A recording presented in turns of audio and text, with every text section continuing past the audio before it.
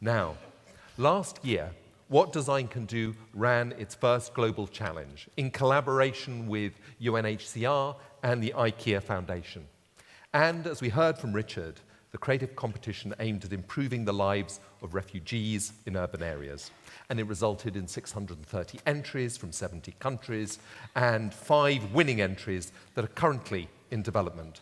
So, ladies and gentlemen, let's welcome the man who ran the challenge to tell us what's going to happen next year, this year, Dagan Cohen.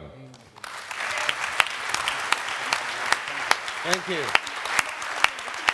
Good morning, good morning, good morning, good morning. So, are you enjoying the weather in Amsterdam so far this morning? I was in an Uber on the way to this venue at 8 o'clock in the morning, and the taxi driver mentioned it was 19 degrees at 8 o'clock in May. Last week in the Netherlands, we experienced 3 of the warmest days ever measured in the month of May. Temperatures exceeding 30 degrees in some areas of the Netherlands in May. As you know, last year, July 2016, was the warmest year ever recorded in history of meteorology. Before that, 2015 was the hottest year.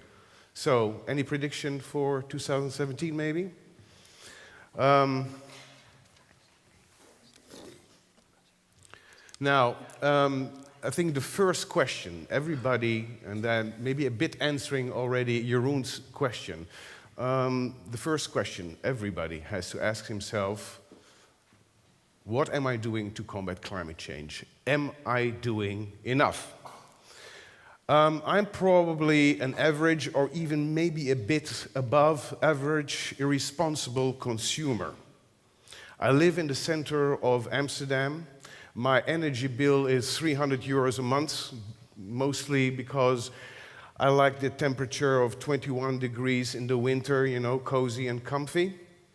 I shower about 10 minutes every day, contemplating brushing my teeth.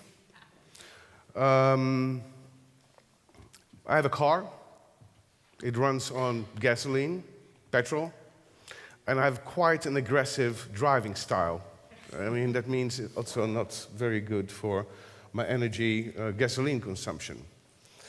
When I go to the supermarket, I rarely look at the origins of the items I buy, whether they come from far or very near. Now, how come that I am so irresponsible?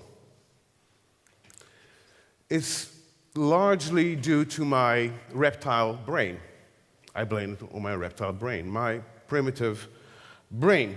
Now, my neocortex knows exactly what to do and is very concerned about the planet and knows exactly actually what to do. But my primitive brain, or let's say my Donald Trump brain, is impulsive, utterly impulsive, unpredictable, and thinks about now, not tomorrow, let alone the day after tomorrow. Now, personally, I'm very, very concerned about this. How to stick to the script of your neocortex. One solution is to design better humans. A human being with a greater control of its impulses and programmed to act way much more rationally than we do now. I'm sure that one day such a human will rise. But in the meantime, we have to rely on our willpower, on laws and legislations, and on the power of ideas to change our minds and behavior. Now, this is exactly what we are achieving with the upcoming Climate Action Challenge, making climate change urgent in the hearts and minds of people. Now, the past 6 months, we have conducted an in-depth research to the causes and impacts of climate change, and specifically looking at where design could make a difference. What are the areas that are where designers are most needed? Now, this research, very extensive, our research partners stand by here also in the room all this research will be accessible, but for us was also the challenge to boil that down to 1 minute and 15 seconds. Why? Because that's the length of the promo of our challenge in which we share our message with the world. So I'm very thrilled and excited to present for the first time our promo of the Climate Action Challenge.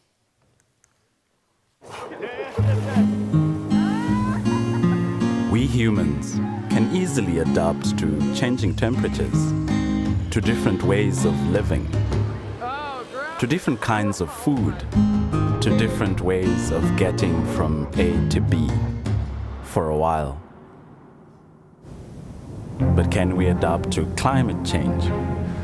Can we really change the way we live, the way we eat, the way we get our water, and the way we get our energy? Climate change is not coming. It's already here. Switching to clean energy is not enough. We need to adapt to a new, unavoidable reality. Ideas? Anyone? Calling on designers and creative entrepreneurs from all corners of the world to collaborate, to submit ideas or startups that can create true impact. Join the Climate Action Challenge.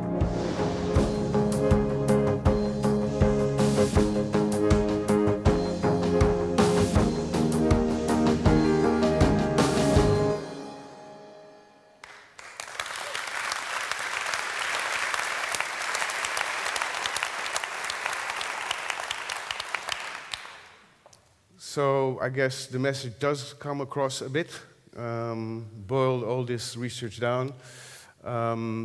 So as you gathered, we are really focusing on how design can help us people adapt to climate change, an unavoidable reality, not a cynical view, but a very realistic view.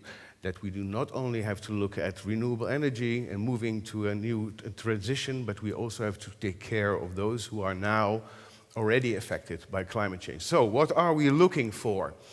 We are looking for design solutions that help people adapt to climate change. In essence, this is what we're looking for.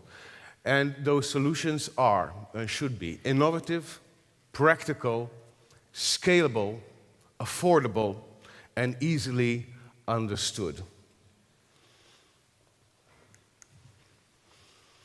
You have to think in terms of transformation and not quick fixes. There is a tendency also for designers to be so practical and be so precise on one item, but we're looking for transformative ideas. Now, the brief. When we run the Refugee Challenge, we had also very complex issue. We had 5 design briefs. This is even much more complex, so what to do? Can we pick one item? It's very hard. 5 items. Pretty hard too. So we decided to do something else. So we designed a briefing generator, an online tool that helps you to pick a brief based on your expertise as a creative or an entrepreneur, based on your interest and where you are located and the knowledge you have of that location.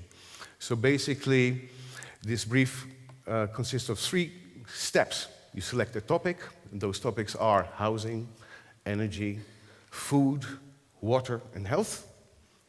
You then select a strategy, whether you are a storyteller, want to approach it through communications or spaces and products, or services and systems. Then you select a location, preferably a location you are very familiar with and know about. And then you generate your brief, and you can start working on it or try it again. Underneath lie about 20 briefs, actually, that are interwoven. Much more than that online. So who can join this challenge? Basically, everybody can, but it is much more aimed at professionals.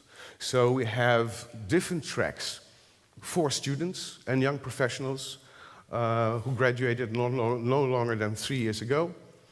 We have a special track for creative professionals, and we have a special track for startups, meaning that there are different awards and there are different rules and regulations for those three. Why should you join? Well, I'm looking at you all here. Why should you join? I think the most important thing and the biggest ambitious thing you can achieve as a creative or as an entrepreneur is really to create true impact. That is what should drive you. But there is also an award. There is a quite handsome award.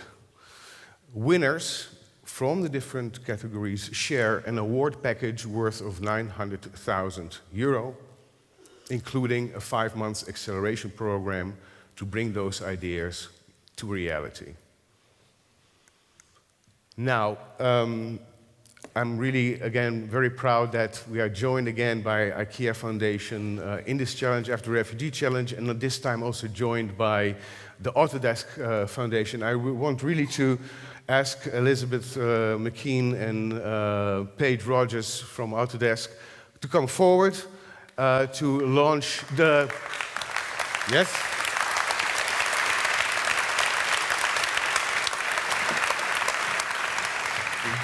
Hence the red button, of course. It's not the dangerous, it's a positive red button, and I trust you all using it well. So Paige Rogers is head of marketing at Autodesk Foundation. Elizabeth McKean is head of strategy of the Autodesk Foundation. Sorry, say it's kind of repeating myself. IKEA Foundation, of course.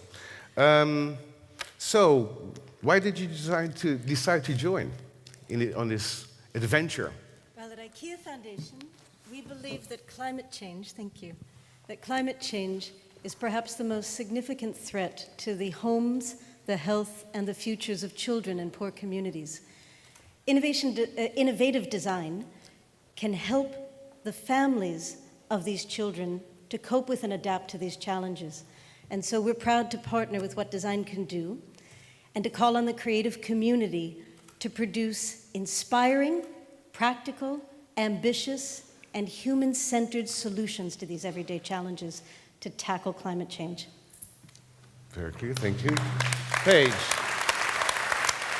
to you the same question. Why are you part of this adventure, and maybe also risky adventure, also considering what Alice told about the position of design, the way people are looking at design, and so what made you decide, and what are you expecting of the outcome? Yes, so at Autodesk, we believe that climate change is in fact the greatest design challenge of our time. As you've been hearing this morning, you'll continue to hear these 2 days, the time is now. So we're hoping to see three main things. We hope to compel the global design community to recognize their role, designers and engineers everywhere seeing that they in fact have a critical role to play in addressing climate change. We also hope to inspire those that don't today necessarily see themselves as designers, entrepreneurs, creatives, tinkerers, people with an idea, any of you in the room, to rethink the opportunity to come up with a solution that can address either the causes or the consequences of climate change. And then finally, as a result of this design challenge, see more funding, more support, and more services going to those solutions so that they can go to market, they can scale, and more of them can in fact be successful in addressing this urgent problem. Thank you very much.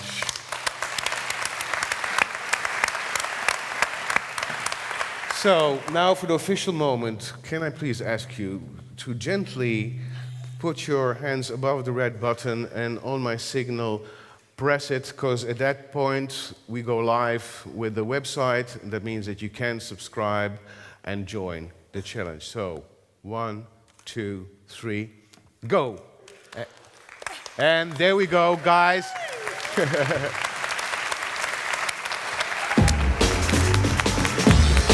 This is the URL, and you're free to join, and you have until August 21st to submit your ideas.